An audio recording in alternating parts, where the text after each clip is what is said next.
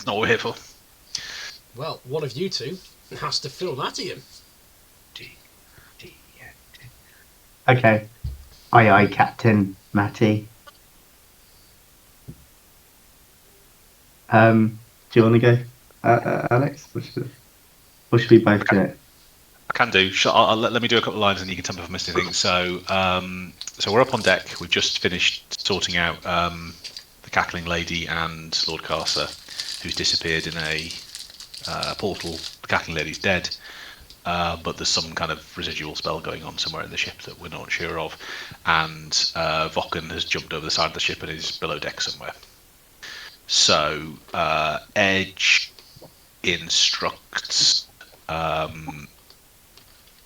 Jim, Boomer, and Gowron to go below deck and check on Jack. And as that happens, Jim gets a message, your delivery's late message.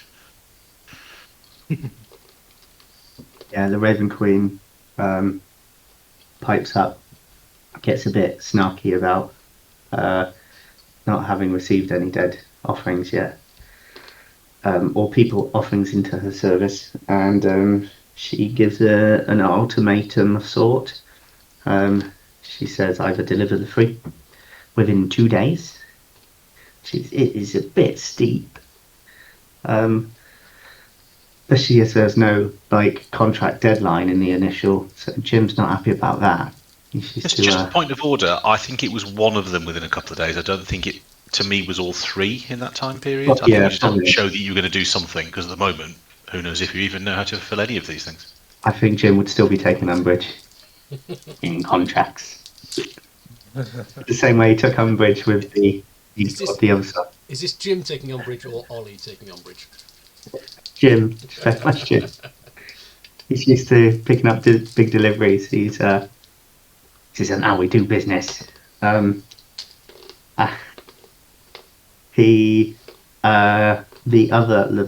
second option is to resurrect a Captain X.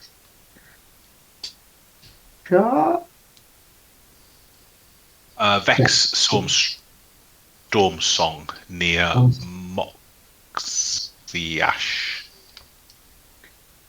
Mox is Ash. Oh yeah, near Mox is Ash. Yeah, there you go. So he needs to go and resurrect the captain, and then deal's done, right? Signed, sealed, and delivered. Critically, I think the concept that this captain, by bringing the captain into their command, the crew will come as well. So it's like rather than getting 3 people, the Raven Queen's getting like a whole crew. I want to get crew 3, if you will. Yeah, it sounds like there might be other strings attached to that particular thing. Which is exactly the reason that when the Raven Queen later calls back, because she's got him on speed dial, and says that he's missed a couple of opportunities, Jim very much points out that she is not having our captain. And he's abrupt about. He's not rude, but he is abrupt. And he does say he'll keep his end of the deal. And the third option was he doesn't keep his end of the deal, and she replaces his patron, which he's still confused what that means. But was it replaced? Because I thought in Rick's recap he said an additional patron. Or am I misremembering that? Replaced. I think the implication is replaced. Yeah. Mm-hmm. So, and Jim doesn't fully understand the weight of that, but he is one for keeping a deal, and he understands there would be grave consequences. He is also consulting with Book in that regard, and really misunderstanding the situation with Book. So, after the message, Jim carries on to the captain's locker, but Edge. Yeah, so in between that, sorry, just chronologically because I've got notes. Roger is up on the deck, still with a broken leg. and is feeling uneasy about something. And Saber Ray notices this and comes over and has a chat. And Roger ends up sneaking a reasonable amount of whatever rum Saber Ray has in a hip flask. Roger thinks the ship is feeling sad and empty, that something's lost or drifting away, and he gets an image of the knife that Carcer stabbed into the doll, and that may well be Jack. And then Ray carries Roger downstairs, and noted that she feels cold, as she's a vampire, but still safe. And that's the first time that Roger will have encountered a vampire like that. Meanwhile, Edge and Freya have gone downstairs looking for Nuts and Bones because he's got the piece of the map.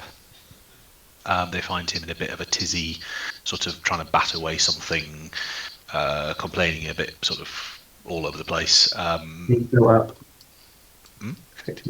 Complaining about hands all over him. And Edge sort of gets close to try and pick his pocket, gets the map piece from the true map piece from his pocket or wherever he's kept it. But as he does, feels a hand on his wrist. He uses his other hand to cut with a dagger through where that should be and kills what turns out to be the spell cast by the cackling lady, whatever she was called. So While the unseen servant. Was that what it was? Yeah. I don't know about this magic shit. So then I've Very got. upset that you remembered it.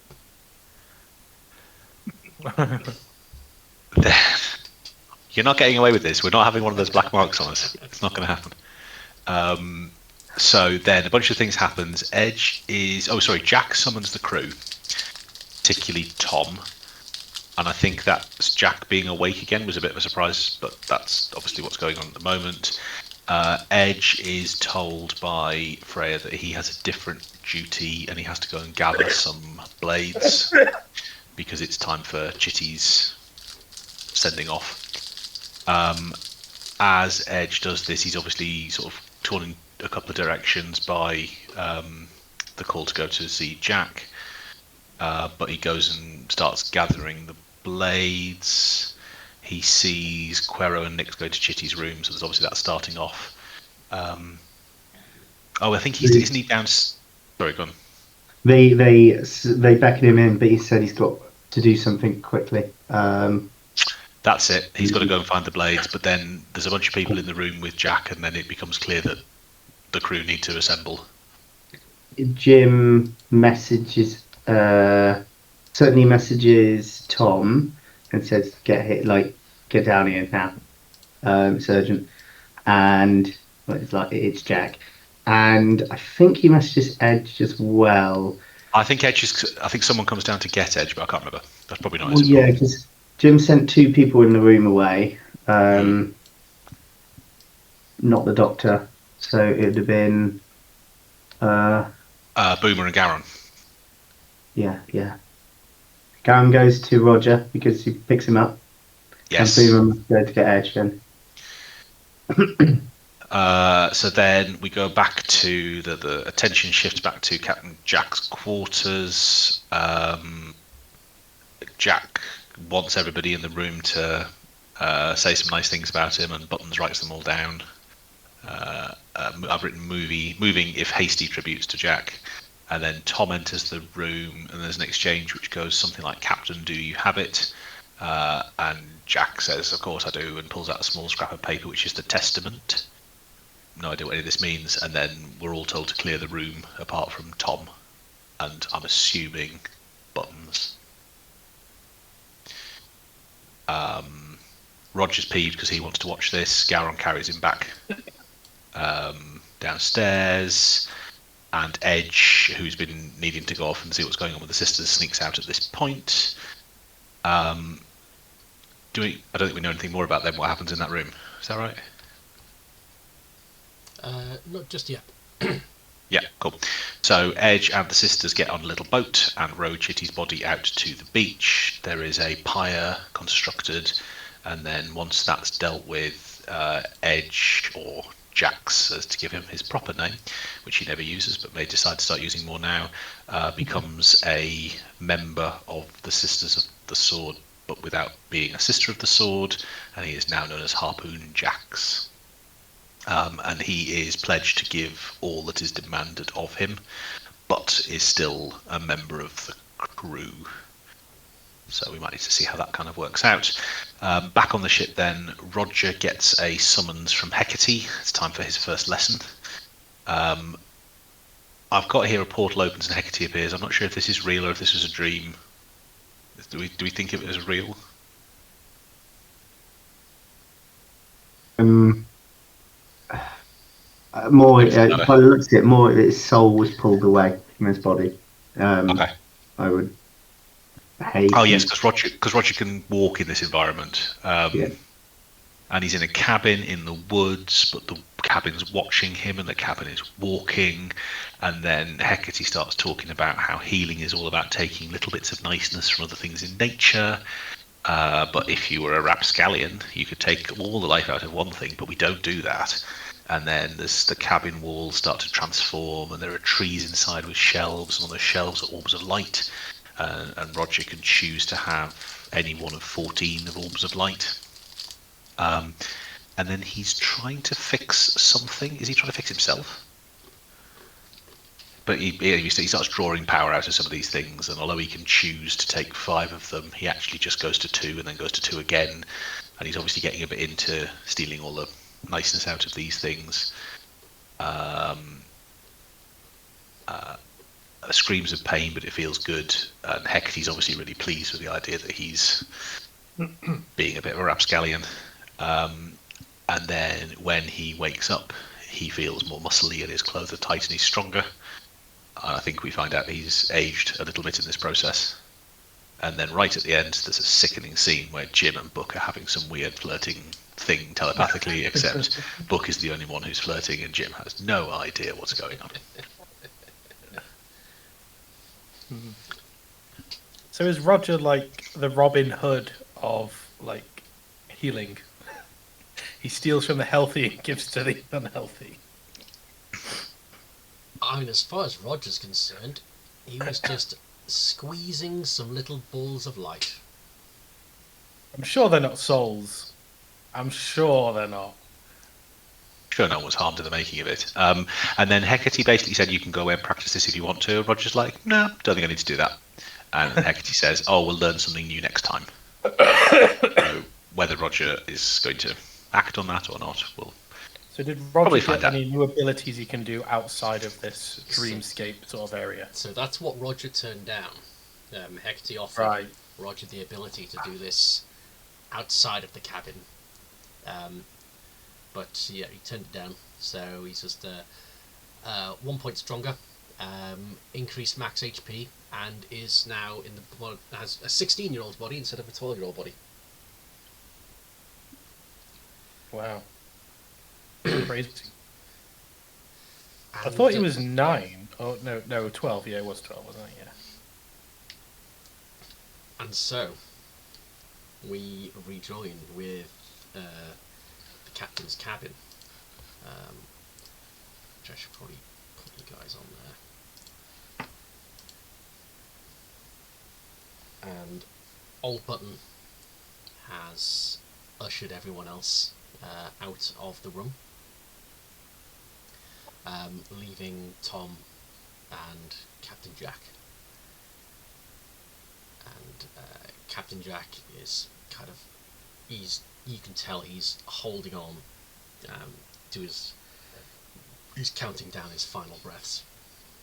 He was stabilised a little bit by Nuts and Bones with the help of Jim, but he's bleeding profusely, and this is close. You can tell this is, you'd have to be a doctor to tell this is close to the end. And Jack just very weakly beckons Tom over to his bedside. Come here, lad.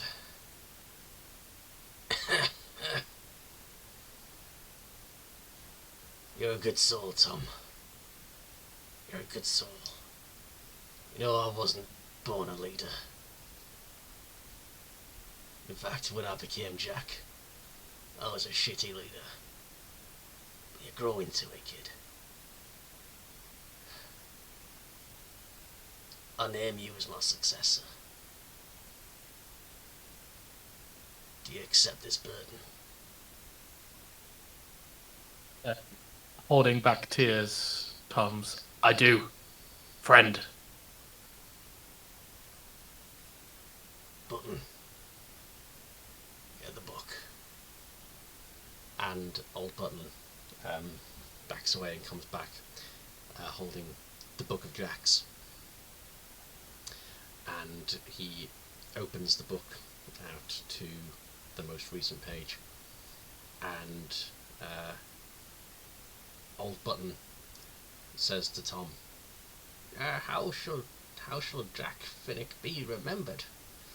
The rest of the crew talked about the Jack who gave people a chance, the Jack who rose people up, the Jack who set people free and saw beyond their meagre roots. But how should Jack Finnick be remembered in the Book of Jacks, Tom? Okay. And as a reminder of what the Book of Jacks looks like, I think we've got that somewhere, haven't we? Yeah. should be in one of the handouts.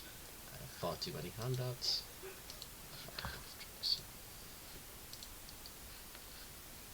So, who was bought?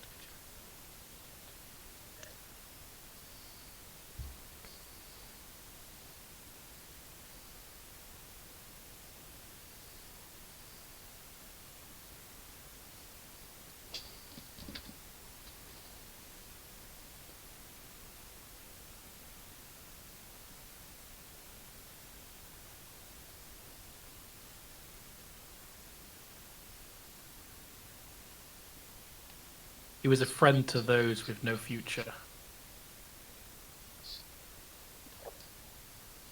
That's how Tom would see him as. Tom had years ago. He met Jack. Not long after, no longer being a slave, had nowhere to go. Where Jack took him in. He went with Jack for a bit, then went off on his own, and he now came back to help Jack. So yeah, that's how Tom would remember him. Thank you. I appreciate your kind words. And he struggles to reach for his cutlass at his side. An old Button reaches over and helps him, and he draws it. Your thumb, young man. I need your blood. Just a small amount of blood on the end of this. Tom holds his thumb out. And so he pricks your thumb and press your blood onto the page. Tom does it. And as you press your thumb down, you remove it and you see the blood fingerprint. And then you see the fingerprint just evaporate into the page and disappear. And then the words appear in ink on the page. A friend to those with no future. And Button shuts the book. And Jack smiles. It's gonna be weird not being at the centre of everything. It'll be good to rest. You look after the ship, son. Remember, there's always an all trades. There's always a Jack. I'll pass that title to you. You've earned it, son. And with that, his eyes just close. And he just sinks down. And he somehow, where before, even when he was in the state of being petrified, he had a grandeur to him. He had kind of, this was Captain Jack, this was this pirate legend. He just seems diminished now and just looks like just a normal guy in bed. And old Button turns to you and said, "The ceremony's complete, Captain Jack." Tom looks to Jack and he says, "You rest well, my friend. I'll take it from here."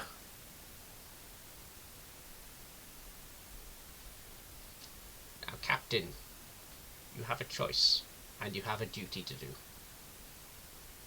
Your first duty is you must write your testament of last resort. There are situations in this world where there is a need for a new Jack without the ability to have someone here to conduct the ceremony properly. I need you to write down, keep close to you, the name of your successor. And secondly, you must choose the crew of your ship. You may keep this crew, or you may decide new Jack, new crew.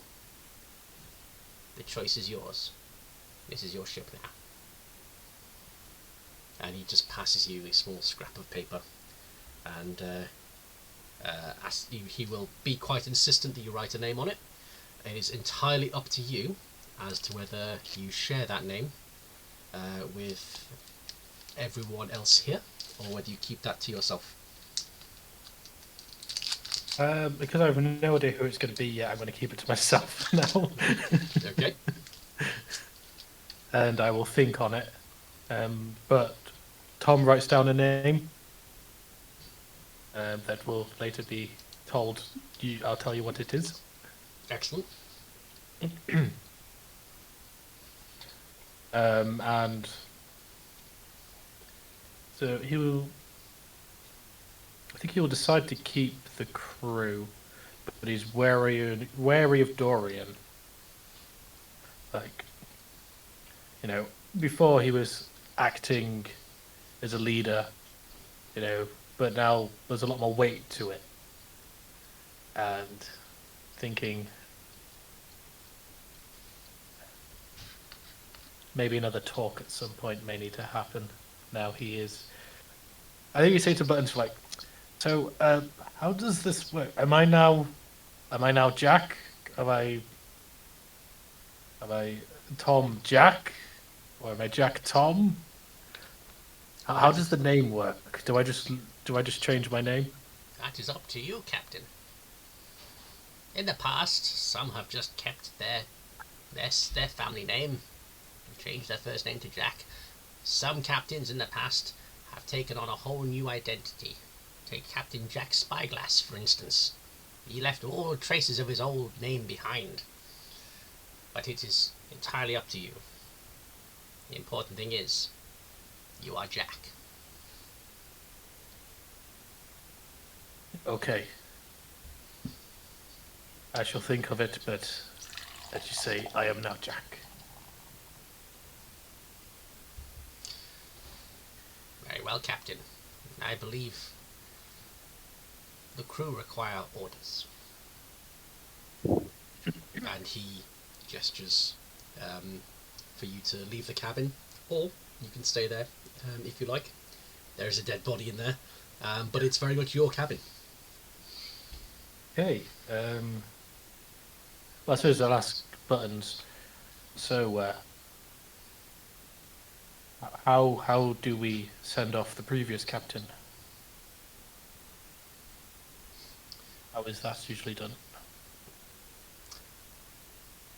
Well, it's usually a simple ceremony of solemnly throwing him overboard, being one with sea. Often there's, if I'm completely honest, often there's not much of a body left when it comes to the changing of a Jack. But good fortune this time. So it's something that the crew can arrange in your absence. It's something that you can do just yourself.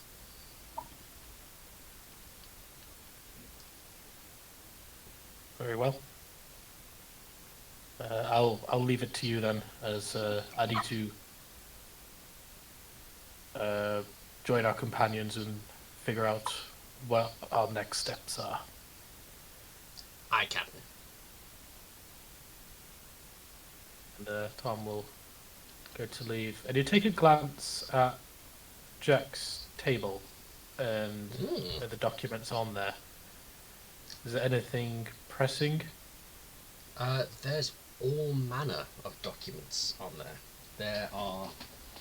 In that case, Tom just shudders at the thought of having to do paperwork and kind of walks a bit faster out the door. He wants to show you all the documents he's made. So you are able to reconvene with your crew. Roger is in his bedroom dealing with some growing pains. But Harpoon and Jim are certainly available to give you an update on things and choose your next course of action. But while this has been happening, one slight detail that has been happening I'm going to occasionally go back to calling you Edge, is Nuts and Bones. Edge comes excitedly up to you, and he has something in his arms. It's a miracle. It's like new life on the ship. It's like it takes away then gives. It hatched, sir. It hatched. York. Periton egg. And he reveals a little teeny tiny Periton. I mean, this is the one thing that might draw Edge back to some of his former ways. Does Nuts and Bones offer this up? Edge would like to grab this little baby. Yeah, the egg was for them to look after. It wasn't given. Super. This is Edge's new child. What are you naming him? Or because you're no longer Edge and you're Harpoon, are you gonna give your name onto your own child? Oh, I don't know. Can I have 5 minutes? We'll name you later, little one. Looks like you're hungry. Better go and find Jim. What do Peritons eat? I'm assuming it's human. Meat of some kind. Oh, it's very much meat, yeah. Okay. Oh, this is very exciting. Nice. I thought about this the other day, actually, I was going to ask, but it seemed like it was too soon for an egg to possibly hatch. So I'm assuming the idea that Periton's going to somehow imprint is reasonable. I mean, there may be some fighting that needs to happen to bring it in line as it goes along, but have Peritons been tamed in the past? Would Edge know this? Well, I mean, it's very rare that one is hand-reared by a person from a hatchling. Yeah. So You could possibly have known more if you got that book. Remember that book you were looking for? Well, And then the people decided they didn't like us, you know. Those irrational island folk. Exactly. Idiots. I can burn that place down. Yeah, we should. So Tom's gonna call a team meeting. SLT, come on. Yeah. Who does Tom consider to be his team? Is it like a whole crew thing, or is it the Our leadership? party. Okay. Maybe he'll include Boomer because he gets on with Boomer and has some good opinions in Tom's mind. Oh,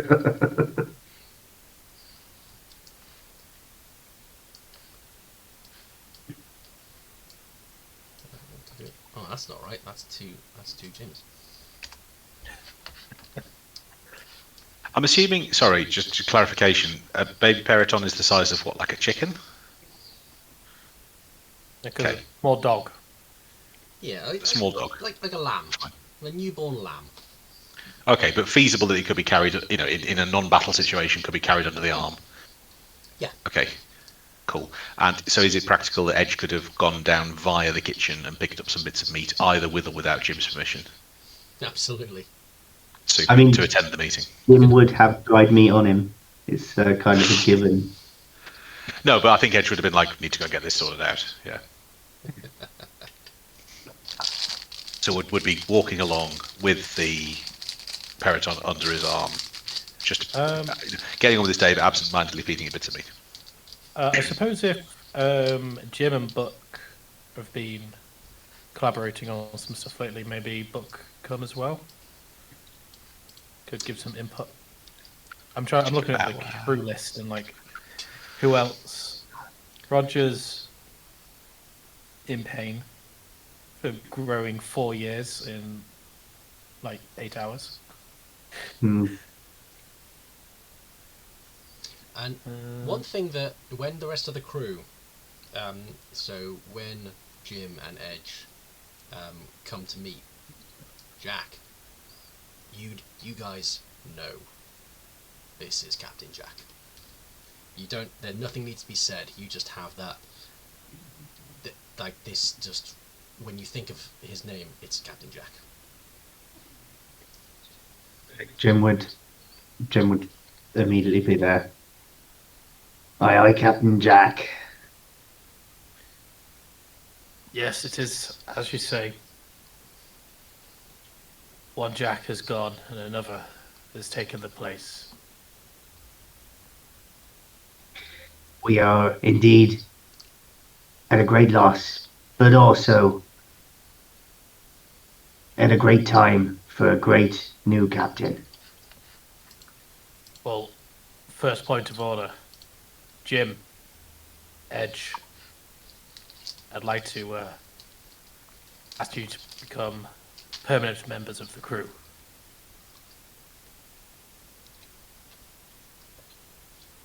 It's completely up to you, but I could use some help. Aye, Captain. It'll be my pleasure to serve. What does Edge Jack. or... Because he hasn't... I don't think you've told me that you're no longer Edge and you are now Harpoon. He's just referring you to as Edge. Yeah, and so Edge wouldn't want that to be awkward. I think it'll take me a while to work out whether he's going to be Edge or not. I think he's still coming to terms with this as a transition. I don't think this is something he was expecting. So I think it's very much a kind of, yes, Captain. The sisters and I will be, at your disposal for the remainder of this mission. And then, with respect, we'll see where the waters take me next. That's fine. Just wanted to offer it as we started this mission as guests upon this ship, but as I am now a permanent fixture, I wanted to offer you guys that same opportunity. And Edge would react in a way that seemed pleased with that, despite the fact he's holding a weird little creature, and now has, for some inexplicable reason, a harpoon on his back. It'll be a kind of we can talk later. So where does what's the orders, harpoons Cap? fit in the hierarchy? Oh yeah, we had this as a kind of post campaign chat last time round. It's like the sisters don't have a way to bring in a bloke, and so it's kind of a right. Just go and find something with a blade on it, and that can be you for the time being. We'll sort it out later. I think you And said Rick like used the word consultant. special consultant. Yeah. Yeah.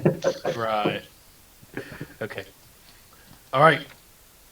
We need to figure out what we're doing next. And as you're saying that, Jack, and as you've gathered your senior officers around you, you just hear over your shoulder, "I knew you could do it. I knew you had potential, lad. This is being a leader. This is just the beginning."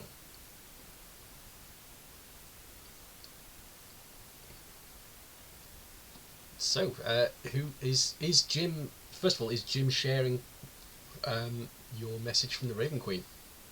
Your little side quest with potential upside. He absolutely would, because he had always been open with Captain Jack. And as this is now Captain Jack, Jim would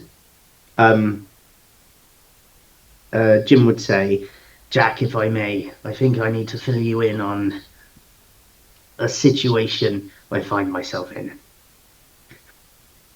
When we visited what's the island called? Elmara, no, or Elmora. I kept thinking Elmira. I'll argue it's green. Belmara. Yeah. The northernmost tip of Velmoria. Velmoria. That's where the burial That's happened. where we are. Oh, right. Oh, no, so you're talking about. Sorry, I think Jim's talking about Belmara. He's talking I meant about Belmara. Oh, Yeah. Oh, right, you're talking about that. Yeah, And he was that given He's the curse. filling Tom in on the whole thing with the Raven Queen. Yeah. Gotcha. You're going back further. Yeah, sorry. Yes, you are right. It was Belmara. So Jim would be saying, while in Belmara, the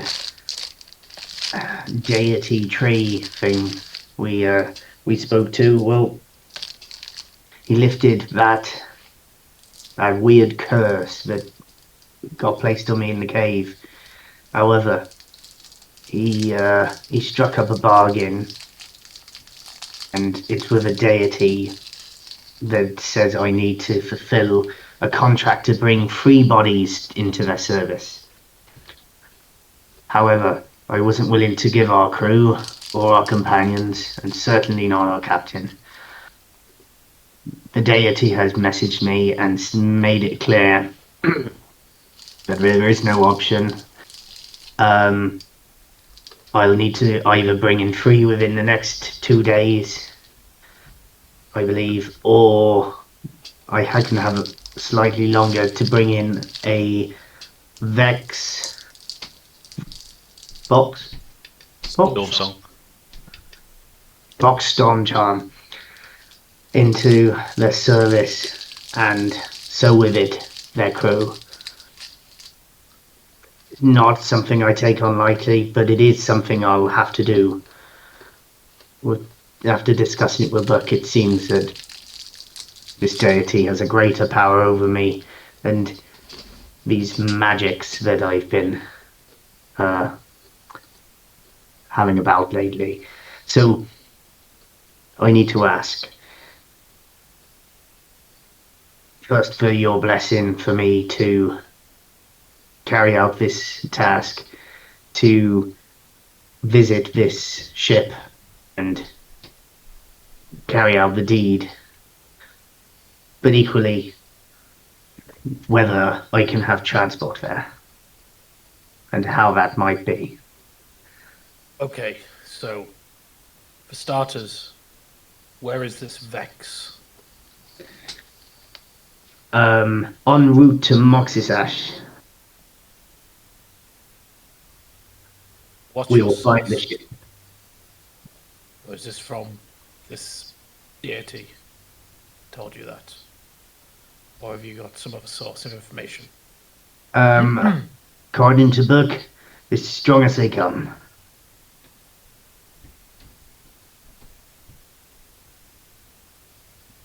Oh, right, okay. And what is our next step with the map pieces? We have 3 now, I believe. Captain. Where are we with the 4th piece?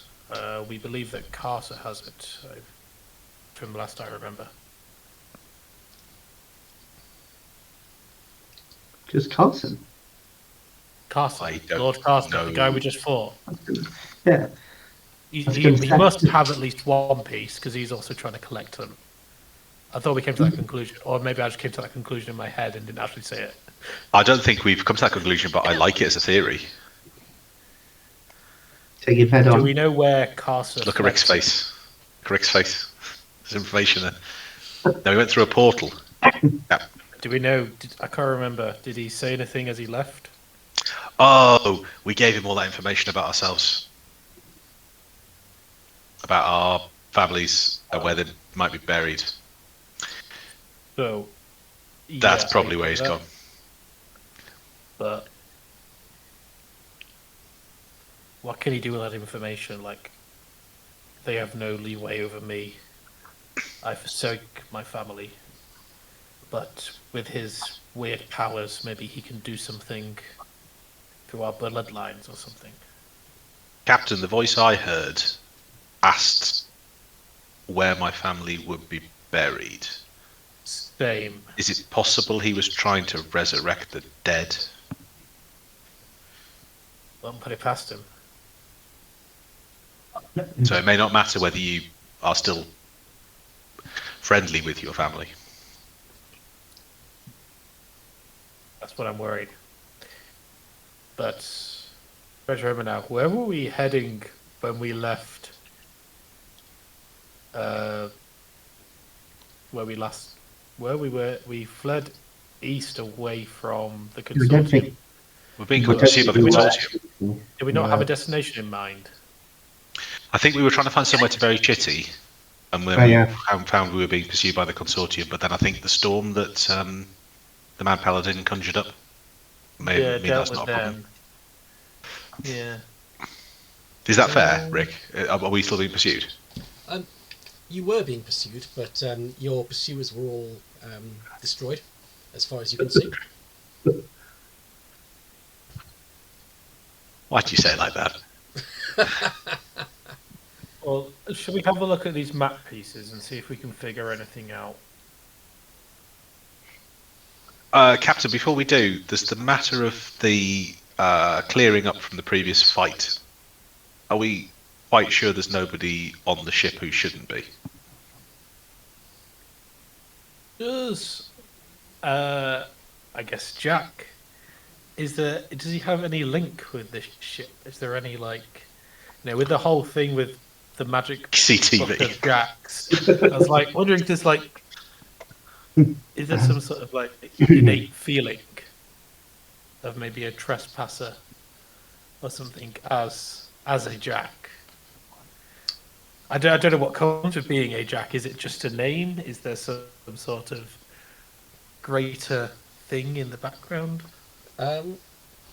You're still early days, still finding your feet. Okay. Give me a what would it be? Give me a religion check. It's kind of. Oh, okay. Yeah. Let me open my character sheet.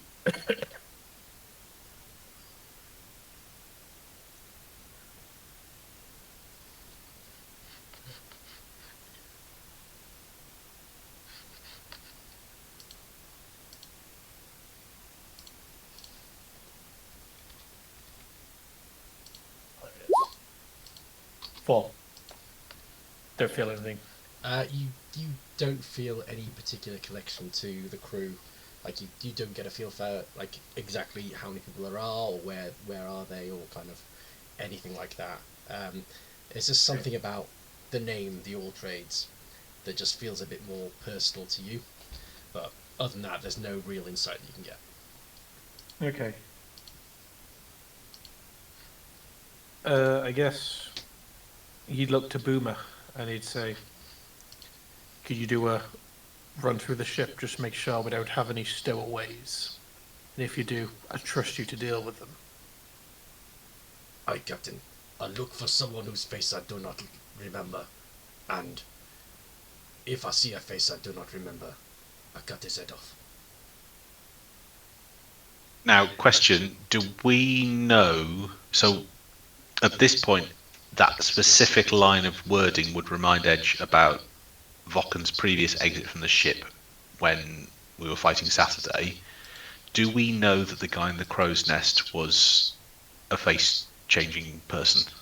Or was that kept to Roger? I don't think we've had a chance to catch up on that. When Dorian went up and this weird guy came down. You would have all seen Dorian climb up and Dorian not the one who comes down. Yeah. Fine, it strikes me Edge isn't analytical enough to have noticed that, but okay, fine. So then, Captain, it may not be enough to recognise the face, right? We've seen these folks change their faces.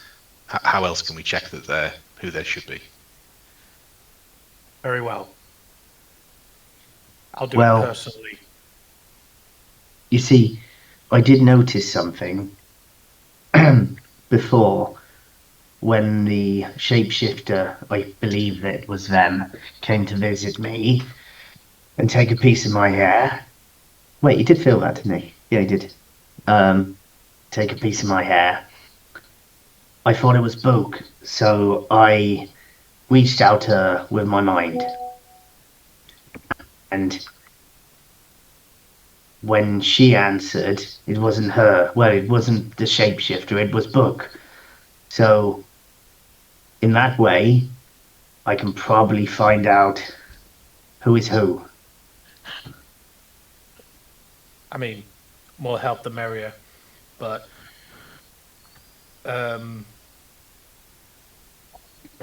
of now, Jack, I'd like to let you know that ever since I took Saturday's staff and tried to destroy it, I have this power to see people's true souls.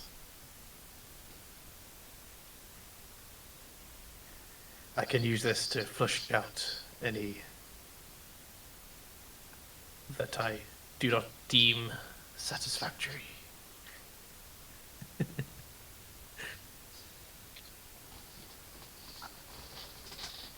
Okay, Captain. So we need to, I guess, flush everyone to the deck of the ship. Oh no, I'll just do rounds. There's no point preventing people from doing their work, because I think we also need to set as a destination in mind and head that way before. But I'll just do a round of the ship. Captain, I can offer the assistance of the sisters, obviously post-screening, to make sure that nobody tries to slip around the edges. I think that would be wise. Sounds like a great plan. But destination. Now, Jim. Have you not thought about, our enemies? You said you didn't want to resurrect allies and the such and put them into this contract, but what of our enemies?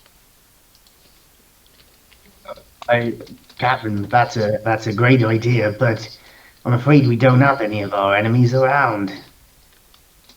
Tom just looks in the direction that the consortium ships were at.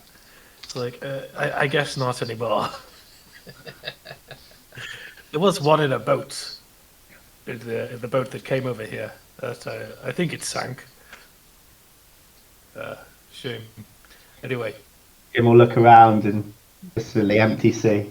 Be like, "You're right, Captain. Have you slept?"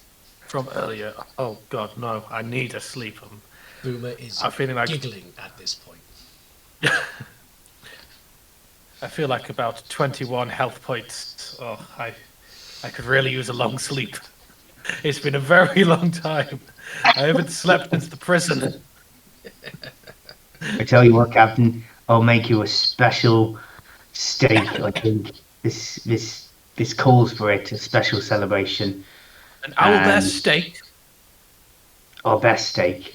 Oh, Albert. Owlbear.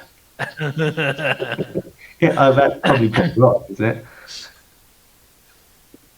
it? Tom likes weird stuff.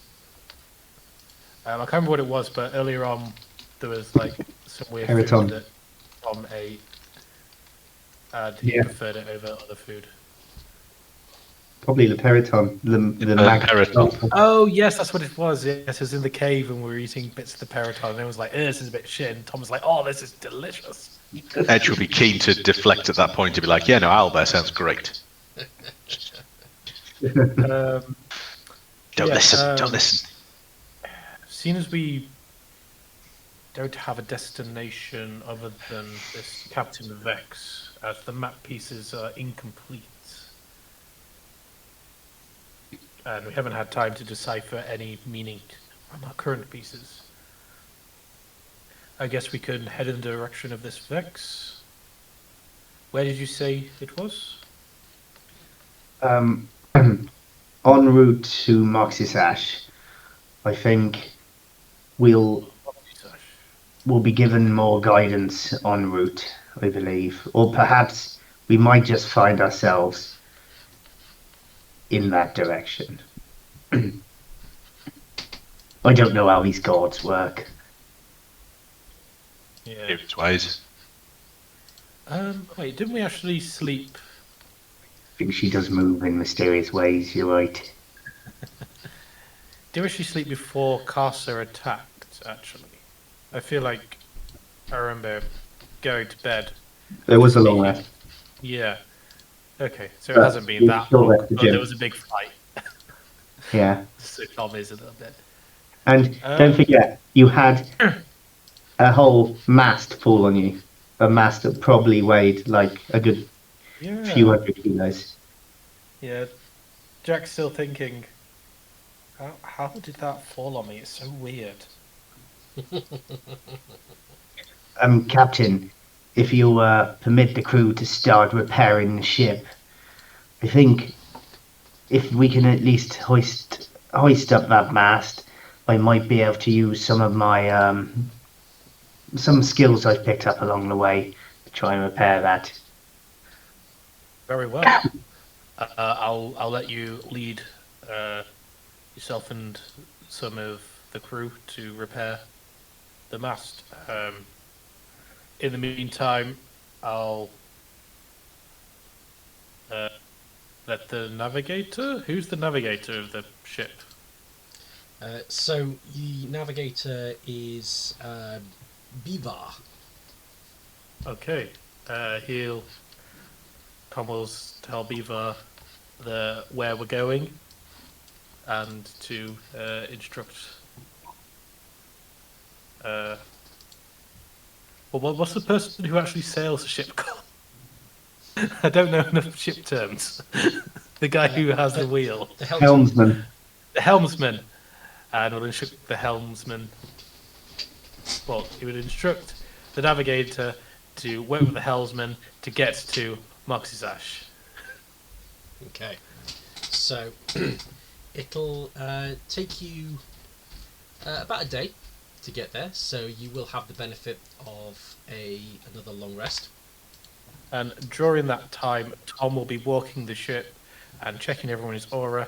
As I believe last time I asked, I am able to remember the strange, slightly different aura of the shapeshifter. As you said, it had a different kind of look to it. Yes. Take that, universe. That is something I said. Yep. Okay, so we head over in this direction, and over the course of the evening, I'm presuming that you are at some point getting your rest, but you are doing your rounds. You're making sure that the crew's all alright, no dissent in the ranks, and you're checking out people's auras as well. Are you walking around looking from person to person, or are you kind of ransacking and going into rooms, like kind of going into wardrobes, opening up stuff? No, so he's not looking for people hiding, he's looking for people being disguised as other people. Okay. As a shapeshifter works. Not looking in barrels to see if someone's hiding in there.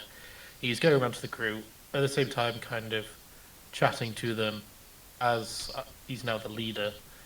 You know, he's trying to be present. Okay. Edge would be directing the sisters to watch for anything slightly weird, like people trying to sneak past. Gotcha.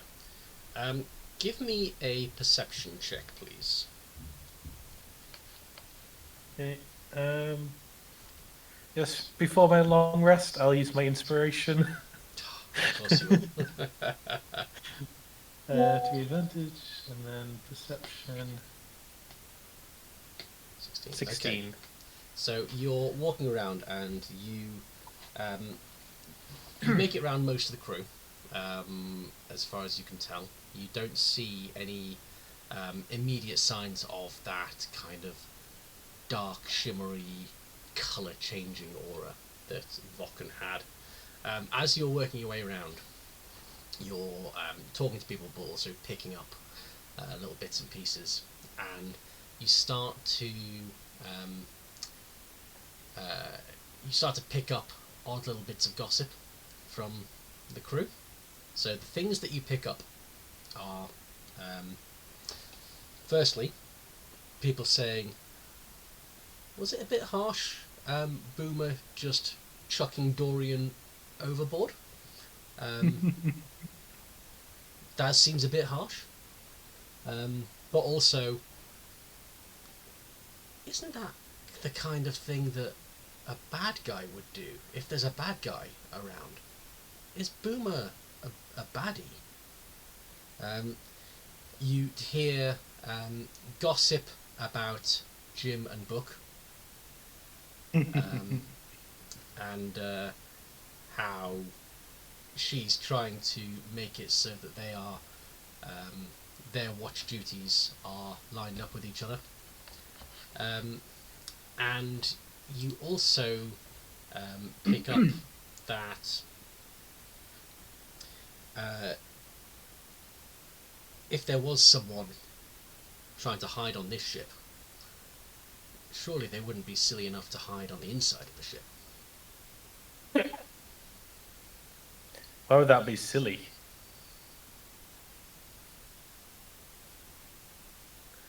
Okay. What, where there's air and stuff, you mean? And that's what you pick up, but you do not find any obvious sign of Vokken. Okay. And so, morning breaks. And Sorry. yes. Question. Sorry. Assuming none of this breaks, I have the ability to have a long rest because I think Edge needs it as well. Would Edge have any knowledge of Chitty's cultural heritage? I'd say that you have spent enough time with them and in their confidence that you'd be able to pick that up. Would Edge understand anything about the meaning or the origin of Chitty's name?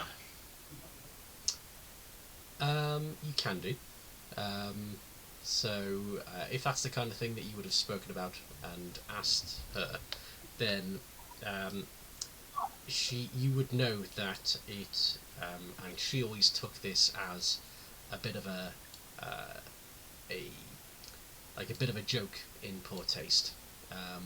But you would know that Chitty is derived from a term meaning daughter of kings, which daughter of kings, daughter of nobility, like daughter of the upper classes, the well-to-do. As far as she's aware, she was never none of her family were particularly privileged, but that's what Chitty means. Thank you. I'll come back to that in a minute. Okay, so as as the sun rises and you guys head up north, you hear out from the crow's nest,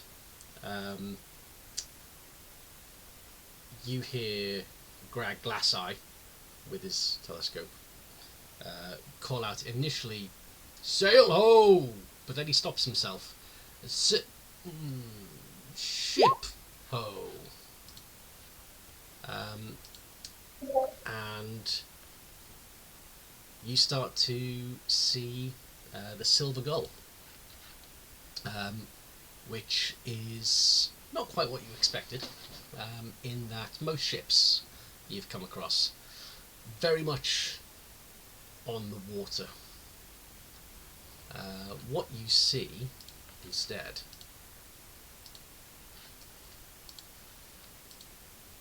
is a very large ship which has some kind of balloon contraption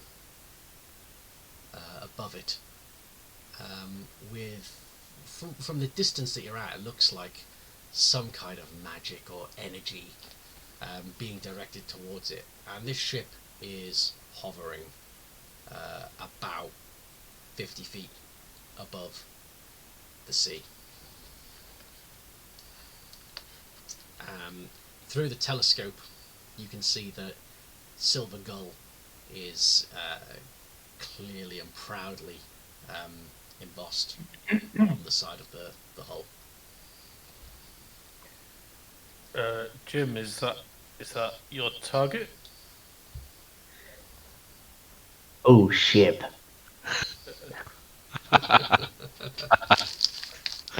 Is Jim going to fight the Raven Queen for this ship? I can see why she wants it. I mean, I love the old trades and all, but that's one hell of a ship.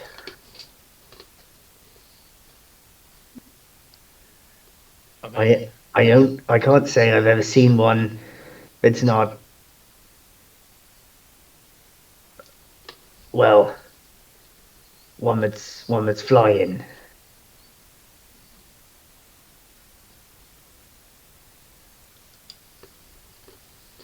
Okay. So this Captain Vex that you're after, he's already dead, right? That's what I'm led to believe. So, is he up there? Or is it a different thing and this is unrelated? I mean, you're the only information I've got on this. What's Vex's ship called?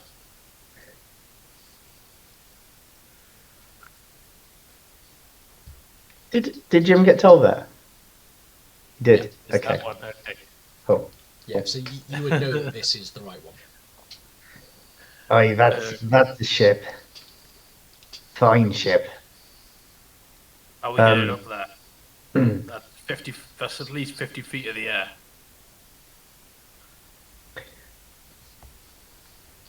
How's Edge's Periton going? He hatched last night. I don't think it's going to be flying anytime soon. Yeah, not ready. You know what's really annoying actually is I forgot to ask to do 5 familiar. It's alright. Can you change your spells with a long? Are you? I can't remember. No, I've got it as a ritual, so it's going to do it as a ritual. But he doesn't need familiar at the moment, and to be honest, he probably doesn't want a raven appearing. So, I mean, the Piriton could carry a rope up. Or, check. I mean, Boomer could potentially shoot a harpoon up, and by that I don't mean just throw the Periton. But then, we'd definitely be spotted, and we would then be attacked. Oh. Are we? Did you say 50 foot up? 50 foot, yes. Sorry, if my signal broke up, we're not using the Periton for this. Just. Yeah. Have you got something that reaches 50 feet? Well, yeah. There's a couple of things that would be quite funny to do. Do those.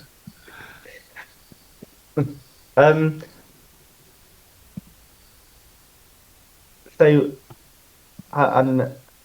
well, is Bert got something we could use? I'm thinking moreover. Hold on, we've got harpoons, we've got bloody crossbows on our decks. Great big. The thing is, we want to actively attack this ship. It's obviously no, but we don't magic.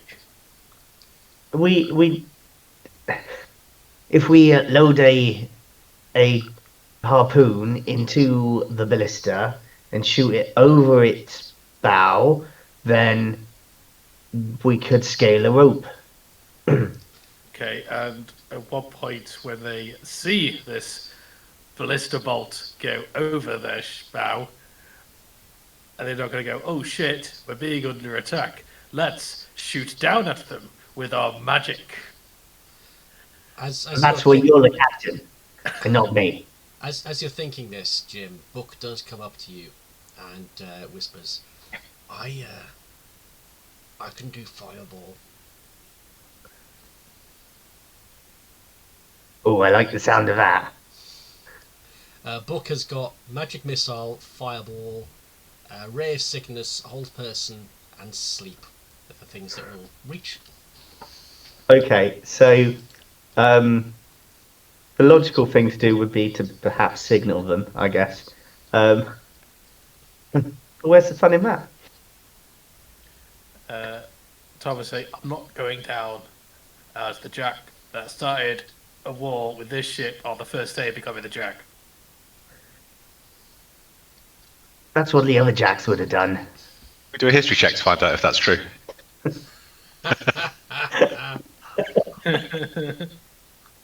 Who needs to do it? Yeah, you can you can make a check to see what Jacks have done in the past. Okay. Well, that shouldn't be me, really. 18. So this is the kind of thing that Jack Mandrake would absolutely do. He would have just stormed in and gone, well, no, I want that, that's mine. And if someone's in my way, fuck them. Jack Monk would have done, but in a way that he somehow just knew that everything was going to be fine and knew how things were going to pan out. So it didn't seem particularly risky or ballsy. It was more just kind of like, no, this is what happens and it does work. So there's precedent.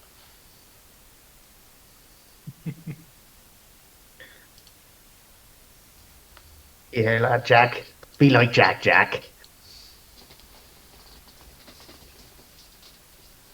I'm not putting the crew at risk because of your contracts.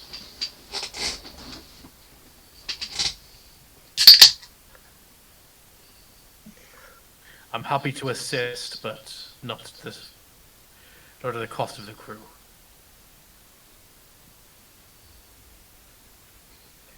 Aye, that's fair. That's a fair cop. So, I mean, you could always just ask. Maybe it's something that their captain would want, is to be in service to the Raven Queen. Gosh, this new Tom is very strange. This dude Tom got some intellect, I think. Yeah. Like, literally not just trying to punch the boat 50 feet away. I reckon as soon as he gets to combat, he'll go straight back to punching. But this sense of responsibility right now is like, it's making him actually, the cogs are actually turning at the moment. I mean, the flying ships are just not known, right? So, yeah, they're not commonplace. None of you have seen like you don't have airships flying around. You can kind of infer how this is working because you can see a whole bunch of magic happening, but this is not a common sight. Tom would speculate that the giant thing that's floating above the ship is a big rock, and they're casting like some sort of magic to make the rock fly and attach the ship to that rock. That's Tom's guess. I mean, stranger things have happened, I guess. Oh no, that's coming out next month.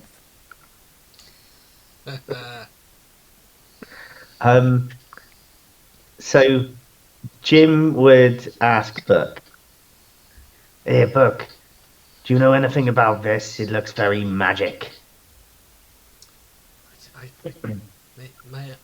May I borrow a looking glass, please?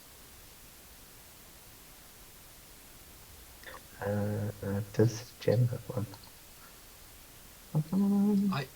I'm happy to go up to the crow's nest to take a close look, but it's awfully high. Would you come with me, Jim? Aye, sure thing. I'll give you a hand. Oh, thank you. Ow. I feel safer with you here. And she takes hold of your hand. And walks off towards the crow's nest. Tom would leave over to Edge and be like, "When did that happen?"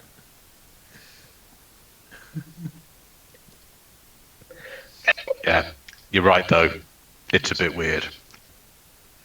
I mean, they're both a bit strange. Maybe it's a good thing. Like, it's like she thinks about nothing else. Maybe she's just really hungry. I mean, he's so small. And then Edge would remember himself and be like, well, you know, as long as he's not getting in the way of his duties. So Buck would, when they get up to the very cramped crow's nest, Buck would look through the telescope, and she'd look quite. Once she gets a closer look, she'd look quite distressed. They've got them in cages.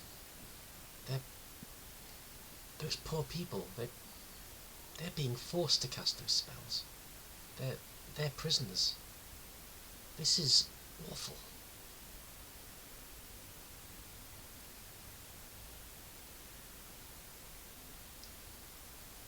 Well, that's just Bob Heck. You're not going to do anything dangerous, are you, Jim?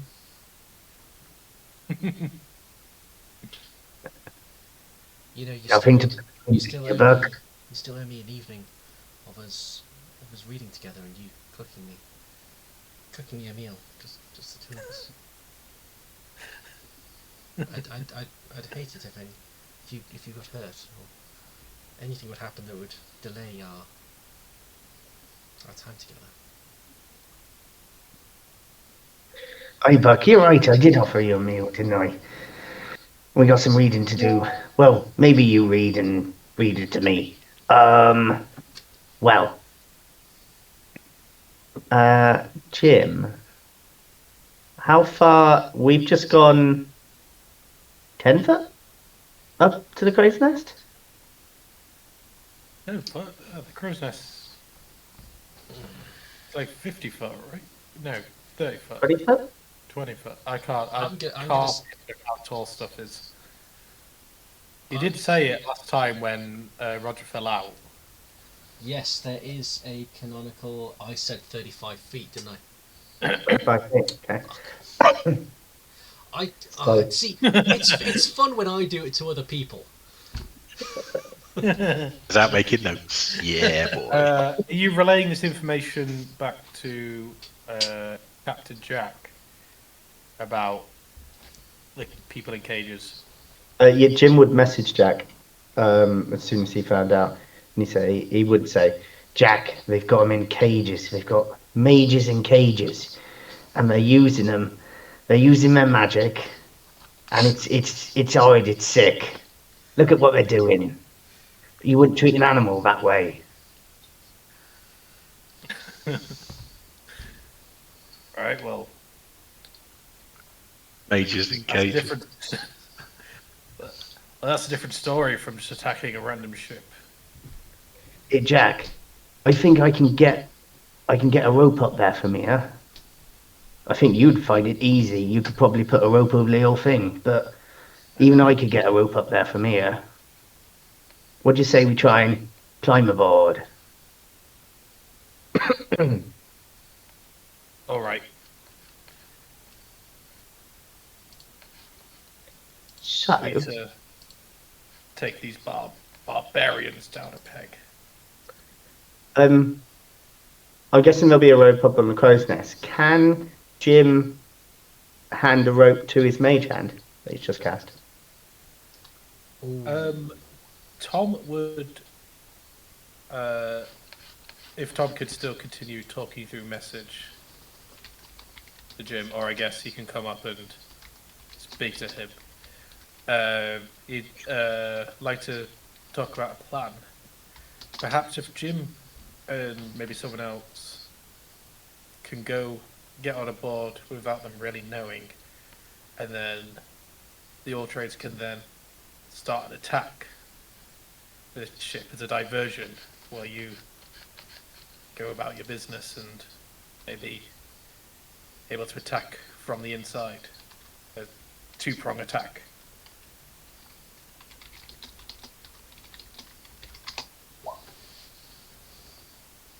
Aye. £5 weight of so mage hand can carry £10, can't it? Yeah, £10. So Okay, that is really good. Aye, Jim. Aye, Tom. Jack. Fuck. I'm getting overexcited about a raid, and I'm not even normally a radiant one. Who's best to send up the rope? It's your call, Jack. Well, I think you, because you're looking for this Vex guy. But also we got Edge. He's very nimble.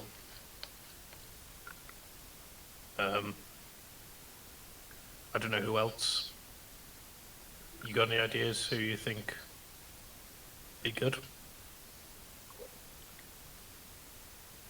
Maybe you could take Hook with you. You two seem very compatible. And if you're looking for an effective boarding crew, I think I can bring some assistance. I don't know Probably if we one- need to take over the whole ship, do we? If Oh, you bring- we're going to take the ship down. If they're doing what you say you're doing, I think it's a worthy cause. So if you take like a Just small engages. party of like 4 or 5 people, and then once you're aboard, we can then attack the ship as a distraction for your covert operation. Excellent. Perhaps you could bring down the whole ship, and you can sacrifice them all to this deity or whatever. Maybe see if you can either make the ship lower itself or just cut off the flying power altogether. Mm. You would hear, so Jack would hear over his shoulder, "Just think, my dear boy, just think. Do not be so quick to execute what you think is justice. Just imagine the power if that were the all trades. Very own flying ship." Okay. Can Tom do a history check, or would he just know that, as he's aware of the phrase, there's always a Jack, there's always an all trades, as in the all trades can change. It doesn't have to be this ship, it can be any ship that Jack commands. The all trades has been several ships in the past. It's not kind of a ship of Theseus type thing. It is a literal kind of, sometimes these ships sink, and there has been a time when the all trades has been a lifeboat, because that's there is always an all trades. So Like Air But Force it's a One, yeah. precedent Yeah. for someone just to get a new ship because it's better. It's not just that the all trades broke and you have to get a new one. It's, well, that ship's a bit better than our ship. Maybe that's now the all trades. Or new finance agreement. Jack decides what is the all trades. Okay, then Tom may think, okay, maybe don't destroy the power of flight, but maybe get it to come down so we can get a better attack on it. Because, you know, that could be the all trades. But sorry, if the flight is being powered by people, slaves, sacrifice, is that cool? Prisoners with jobs. Oh, sorry, PI. Yeah. And as you say that, Tom goes, oh yeah, that's the whole reason why I said we can attack it. The flight mechanism is slavery and forced spellcasting. Yeah, but flight. Oh, it's pretty cool.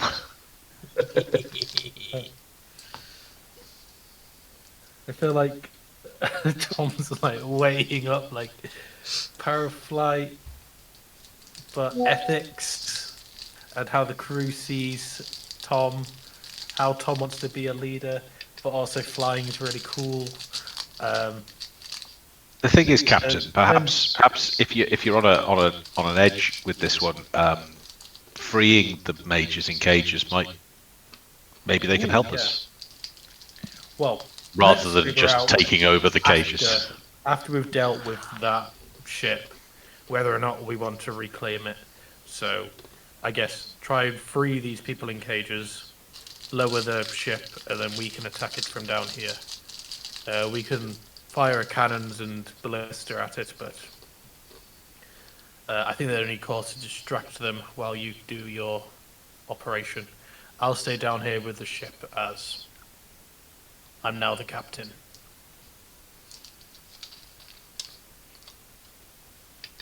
Interesting. So, let me pull you onto the map as you are getting closer. So I think the plan is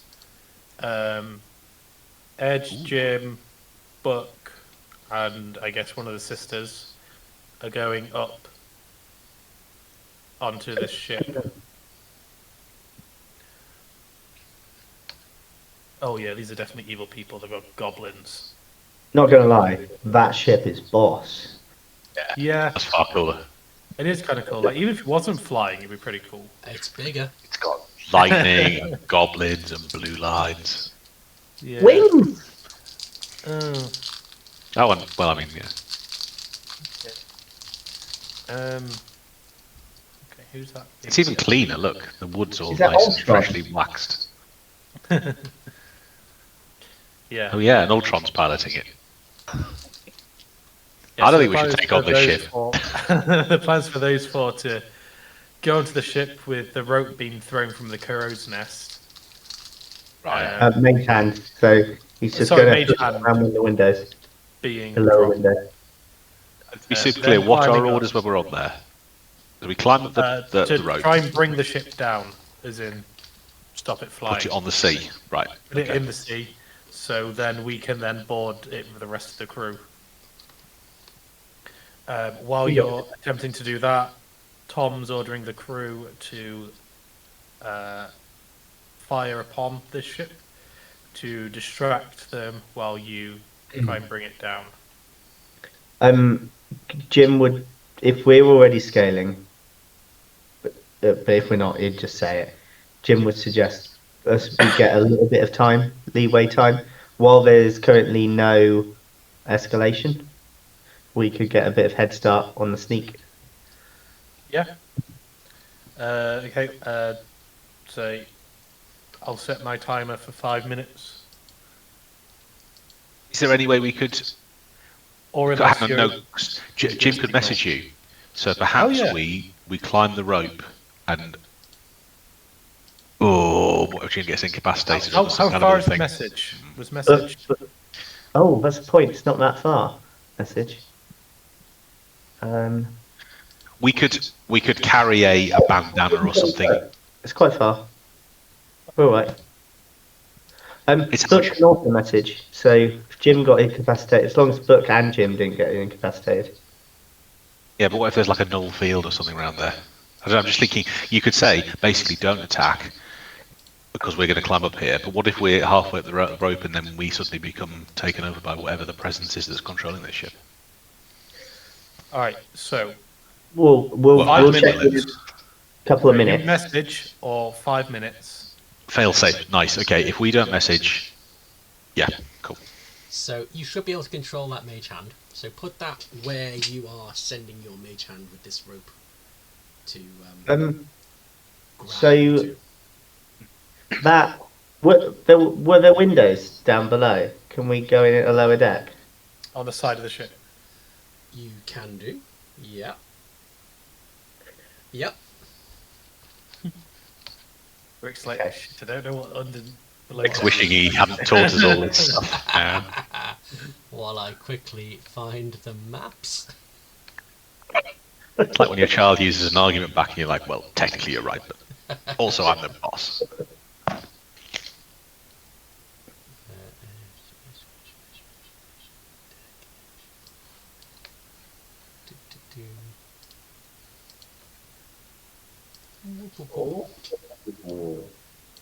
We've got like cargo space. The Look at all that kitchen's really cargo. nice as well. Dual burners, loads of It's storage not space, cargo space, it's ship spice space. rack.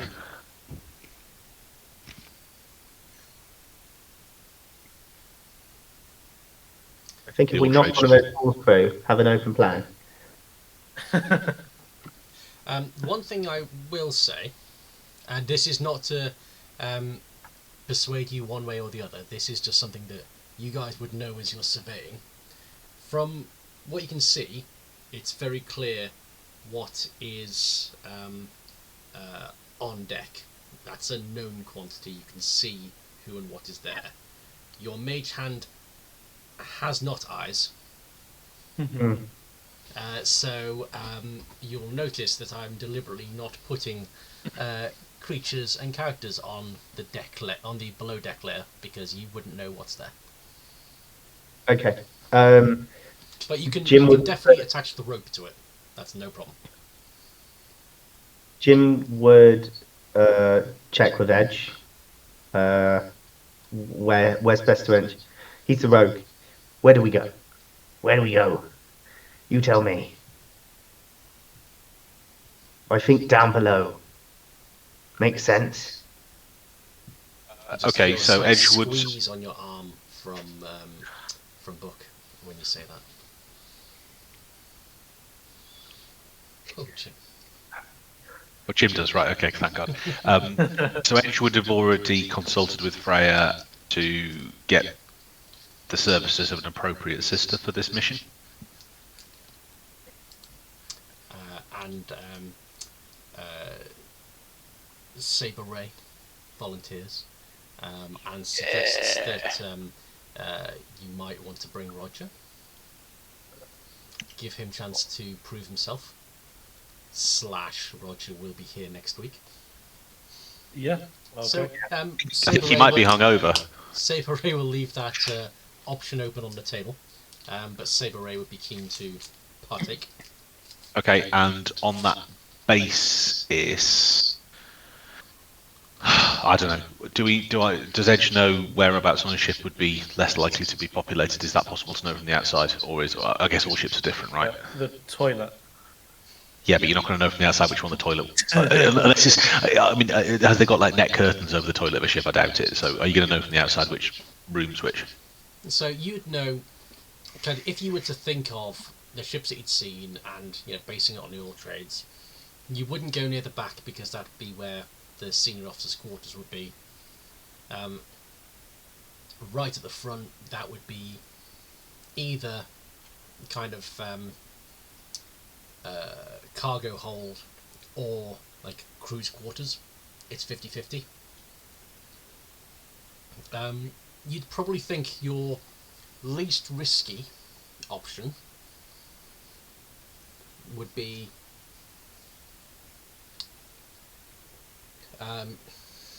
actually give me what would it be? Give me a history check.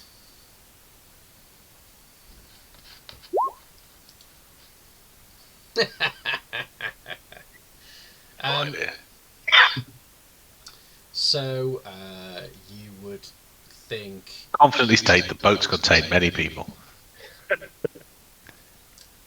you'd think, well, there's windows and there's cannon ports. If the cannons aren't firing, why on earth would there be people near them? That's clearly the safest bit. I was going to say, why don't we go, given it's not a ship at war, why wouldn't we go for one of the cannons, right? It's not going to have an officer in there. Plebs go to cannons. This is a ship that's at peace or at rest. So I reckon where that hand is now, is there a cannon port near there? Yeah. Fine. Just Edge would be supportive of that one. Some potential thought. I'm assuming this ship has seen us as well. And who's to say that they aren't getting ready to attack us? You rolled a 1. My roll, unless the captain wants to overrule. Right. Okay, I see that. You're going off the 1. Okay, cool. I feel like is that correct? I think I have to. I can't be more knowledgeable than. Yeah. I don't know. Just because we remembered stuff from before doesn't mean you can be mean to us. Is there any? You see, Old World Edge would have said go for the captain's quarters, pretend to be the captain, and then see what happens. Well, also remember, you're looking for the previous dead captain. Oh, wait, hold on. Is the captain undead? Is that what this whole thing is? The dead Look at captain Rick who not making a died, face. but is now No, over you know here, is what? undead. it it looks like it almost looks like the previous captain was killed by this guy. Maybe. Or that's Uh, the captain dead in his chair and no one's realised yet. Is it feasible we could have 2 boarding parties? Could the mage hand go and take 2 ropes? So you want to attack from, you want to board from 2 different positions. Yeah. Oh, that's absolutely. Um, I mean, the thing is, so there's things to consider. Is how good a mage hand is at tying knots. I mean, how good are you at tying knots with one hand? I mean, But also, do you have more than one person who can cast mage hand? does Book know Mage Hand? Let me see. Uh, do, do, do, do. Because the 2 Mage Hands can work together to tie a knot. I've given you I- guys far too many resources. Let's see. I assumed that we'd actually have been tying a rope to an anchor, like a hook beforehand. You just you round the if you ever see a clipper operator on the Thames do it, they don't you don't need 2 hands for that. They just go blah, blah, blah, and it just makes like a sort of Yeah. figure 8 thing, and it lashes on. It'll be fine. Yeah, There aren't so, attachment points on windows. so Book does not have mage hand, and she's extraordinarily apologetic about this, and promises to go and read up on it and learn it as soon as she can. Chicken bow wow. Okay, that's fine. Let's just do 1. We've already got the idea. We're going to go in whatever the ship, Yeah. cannon the ship. Okay. Yeah. Edge says go somewhere towards the front. That's probably a good place to go. Maybe one of the cannon slots. Don't know. What do you think? Sounds good. YOLO. Technically, I could shrink Edge down and you could run around the ship undetected. You're fucking... Or you could make yourself huge and just reach up. Why am I giving you ideas? I was tempted to shrink the thing at the top of the ship, but then the first crazy thought I had though was I've still got gust of wind and I could have blown the ship down towards us. But that might have Those been ideas would be great. I mean, we wanted to get it out of the sky so we can do a full-scale attack on it. That's the whole point, right? He's only there. It's frozen for me. Yeah, no, he's gone. So excited is he by his thing? He got... They took him out before he can give out this amazing idea. He's lost the intrigues. Yeah, I think the plan is boarding party of everybody but Tom and a couple NPCs. They're going in through the window. I'm assuming where the mage hand is. Yeah. And then either Jim's gonna message Tom, or 5 minutes will pass, or this ship attacks the old trades. If any of those 3 happen, then Tom will attack the ship. Or an imposter member of the crew make themselves known. I'm just thinking of all the things we could queue Yeah, up. there'll be multiple things that we don't know. Bad things could happen. Still. Oh, Haley. yeah, I don't know. Just froze. So, Yeah, and the plan of the crew boarding the ship is to try and get the ship out the sky. So with this in mind, as you agree this plan, you get close enough for Mage Hand to carry this rope, latch it on, and presumably secure it to something on the crow's nest. The only thing that's left to do for tonight, to see how we set up next week, is everyone who's boarding has to make it across this rope. So that means everyone who's boarding, and you can use any skills, spells, anything like that might help you. I suggest you might want to think about that. I'm going to need everyone to make an acrobatics check as you shimmy your way across this rope. Because you're also trying to do this without being noticed as well, so you can't be drawing too much attention to yourself. I just confirm that Edge wouldn't be intending to take the Periton on this journey, and would give it back to the care of Nuts and Bones, having hopefully plied it with enough snacky treats that it is fully in his aura. Nuts and Bones will take good care of whatever you Oh, need and on. can I question, do we know if it's a boy or a girl? I don't think you've checked. Can I do is it a nature check or a medicine check? Or Give me an animal handling check to see if it will let you sex it.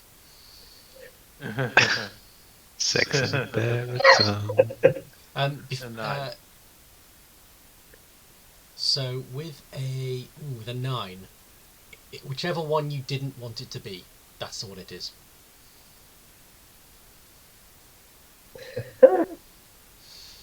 Okay. So what were you hoping for? I don't think I had a particular hope. Oh, in that case, Shut us the a name. You're supposed to base the name off of the Roll. Is it roll 2? yeah. Okay. One is. Hang on. RD2. There's one thing. /R space D2. Okay. What? One's a bloke. Two's a lady. Yep. Bosh. It's a lady. Okay. Cool. That means you can get more Peritons.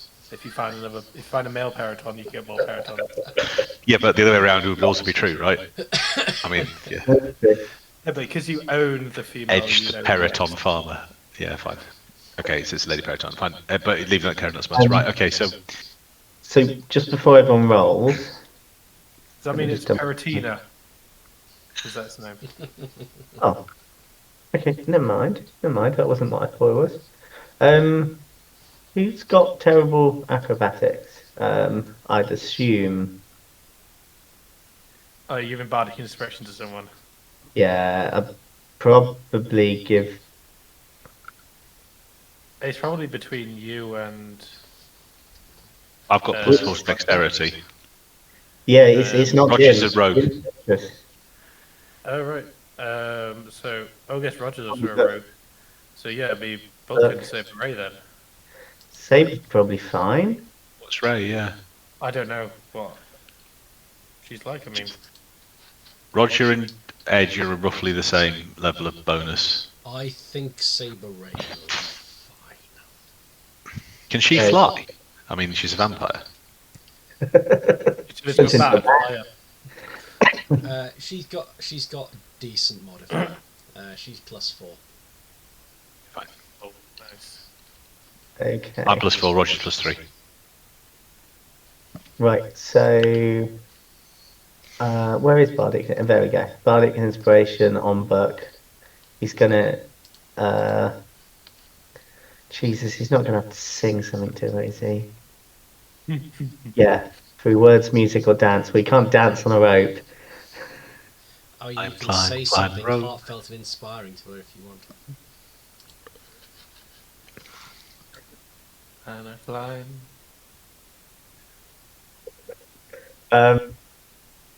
I climb. I tell you what, actually, no, it'll just be because it's still Jim is blissfully unaware of this. You look a bit ungainly, love. You'll need this. Jim's gonna go. Well, you could sing don't- something like super romantically, but not have any idea that it is. Yeah. Don't you go falling now, but love, we need to make sure to have that reading session and a nice meal. And how does he cast it? I suppose it's just cast it. inspiration like that. Yeah. It just uses one of your resources, Cool. and then they have that effect. I wouldn't miss it for the world. God, you Right. do get a rune. Right, are we rolling? Okay. Let's roll. Let's roll. Edge. Yeah. All right. Car bitches. Yeah. Pretty good. Saber.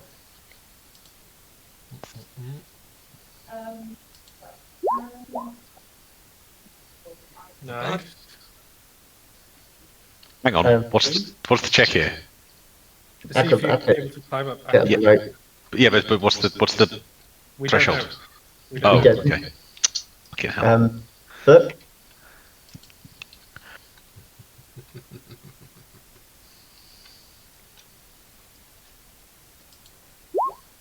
Oh, Fudge. Didn't need it. You inspired her. Really? Just Jim then. Roger. Someone Roger. want to roll on the bell for Roger? Don't fall and break them. Roger. Roger. That would be fitting. Oh dear. Oh dear. But I rolled a 3 and a 5. Wow. Or was it +3? It's a +3, yeah. Okay, so 4 and a 5. I sort of feel like we can't take Mandy's. Can we leave her to decide how she wants to respond to that? Well, I will let someone, whoever, like the order you're going up, I'll let someone either side of Roger choose to make a dexterity saving throw to try and catch Roger as he slips and falls. Dex. Okay. Actually, you know what? But whether it's successful or not, this will risk drawing a little bit of attention to you. Okay. Can Edge do it?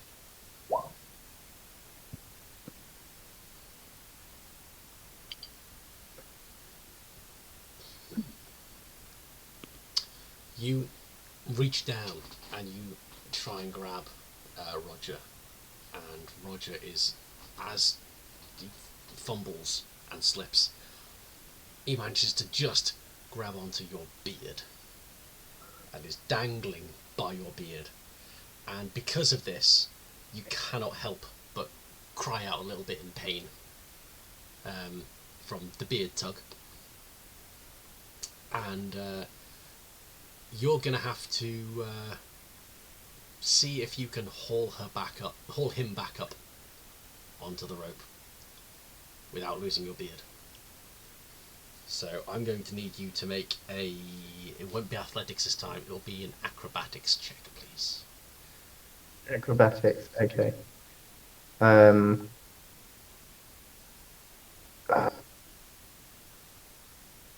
if there's anything that you have that might help in this, feel free to use it. Yeah, just thinking if Or anything anyone else has that might help, that they want to assist. Is it practical?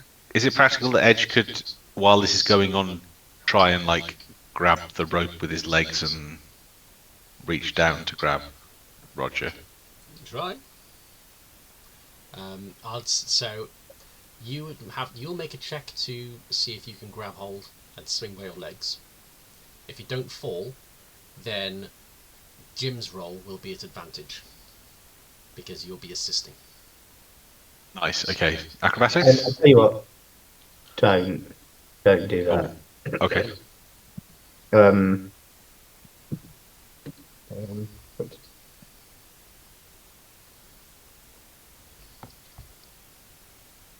She was checking in with the Raven Queen. Jim's going to use his inspiration. And he's going to do an acrobatics skill check, was it? Yes, acrobatics check. Yeah. Actually So hacked. there is that yell of pain as he grabs onto your beard, doesn't fall into the sea. 'Cause that would have been another fall in quick succession for poor Roger. But you managed to haul him up, and you were all on the rope, and you all managed to climb in through the cannon. What is it called? The cannon port? Porthole? No. Cannon. Yeah, I don't know. Maybe look this up like one of the early sessions. There's nothing for it. Just gonna have to watch the box set of Hornblower. And you managed to make it onto the lower deck of the ship, and what is there will be revealed to you when we rejoin next session. Is it Gunport?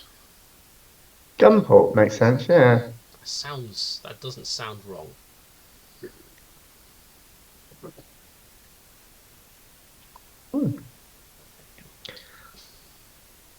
Lovely. We will see if whether the new captain gives in to his lust for a flying ship, and slavery's not all that bad when they're No, mages and cages. he's not. Not slavery if you're doing it. So Tom's against slavery. As he was technically a slave at one point, although he was able to buy his own freedom. But, yeah. That has to be the name of the session, Mages and Cages. Mages and cages, absolutely. Yeah. Awesome. Yeah, so I think we'll be right into the action next week. Awesome. Excellent. Sounds good. Thank you very About- much. Great I'm session. thinking about rough cut as a name for the Peloton, as a homage to Chitty. Rough cut. Nice. Possibly as a full name. Now I know it's a girl, the rough cut heiress. But rough cut would be the name you'd tell everybody. Like it.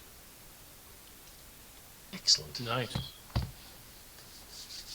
Super. I'm looking forward to see how you resolve this next week.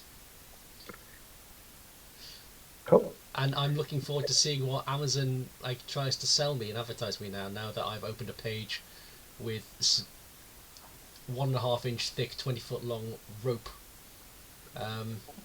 Purely to see how much it weighs. Nice. Awesome. I will catch you guys next week. See you next week. Okay. Bye. See you later. Brooke.